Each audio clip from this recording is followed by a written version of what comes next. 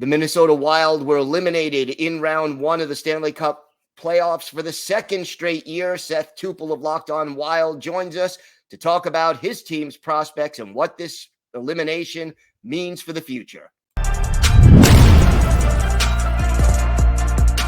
Gil Martin here. The Locked On Road to the Stanley Cup continues as we welcome Seth Toupal from Locked On Wild to discuss his team's first-round exit and what it means for the future of the franchise. Seth, what was the biggest reason your team lost to the Dallas Stars in the first round? You know, it's funny because you can basically just take the entire script from last postseason and just take out Dallas Stars and put St. Louis Blues in. It was a lack of ability to get things done on the penalty kill. It was an inability to finish some really, really good scoring chances. And it just was inexplicable no-shows in the final two games of the series, just like last year. And the inability for this team to put their foot on the throat of the opponent after being up 2-1 is a major problem. And so you have all these things. You have the fact that Kirill, Kaprizov, and Matt Boldy scored one combined goal in this series. A lot of head scratching going on right now. And I think more importantly, a lot of less than pleased responses from higher up as to how things played out. So which player or players most underperformed in this series for the Wild? I think it's got to be Kaprizov and Matt Boldy for sure. And I know Kirill missed time after getting injured against the Winnipeg Jets. And so coming back, it was always going to be trying to get him up to as close to 100% as he could be. But Ryan Suter essentially took him out of the series. He was physical with him.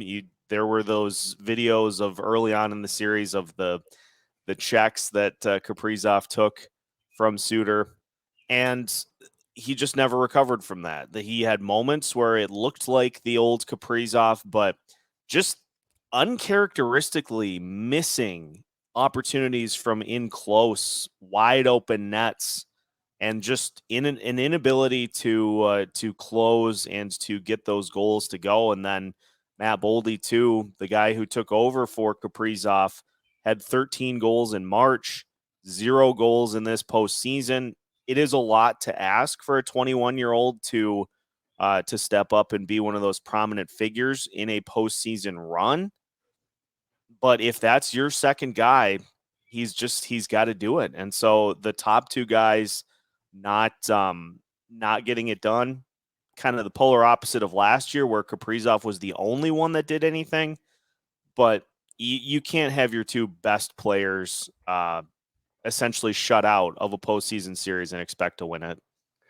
No doubt about that. Were there any bright spots from this series, even with the loss, that can be carried forward into the summer or even into next season? You know, it was interesting because it's been an up and down season for Matt Dumba for sure, but he played some of his best hockey in years over the final few weeks of the regular season and into the postseason. He was flying all over the ice. He was being physical. It was a Matt Dumba that we just have not seen consistently for the last couple of years. And maybe the biggest bright spot of this series, Brock Faber, who gets inserted into the lineup as a third pairing defenseman, and he just 100% looks the part. And yes, there were some injuries that factored in, but playing key minutes down the stretch in an elimination game of the postseason speaks volumes to, I think, what this coaching staff thinks of him and what he can offer going forward for this team. So does losing in the first round render the Wild season a failure?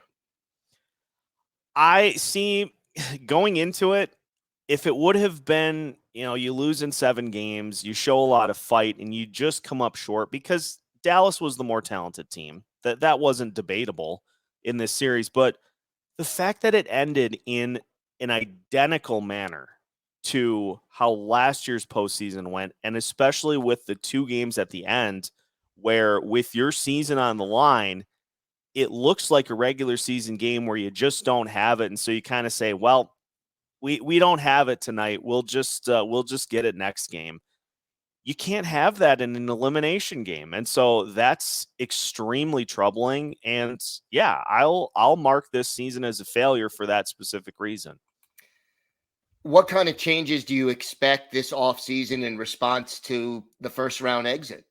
Well, I think there have to be coaching changes for sure. I don't know if it necessarily means that Dean Evason's job is in jeopardy. I think if he stays, his seat has warmed substantially.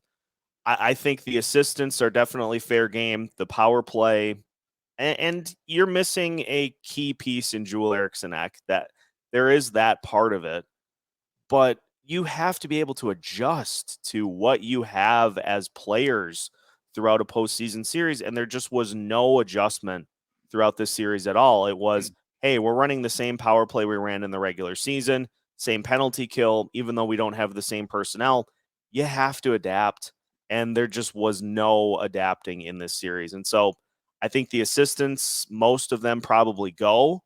And it's a situation where, okay, we're going to reshuffle the deck with the assistant coaches. And if this happens again, then it's going to be a completely new coaching staff. Yeah, very, very possible. Well, that does it for our Wild team review here on the Locked On Road to the Stanley Cup.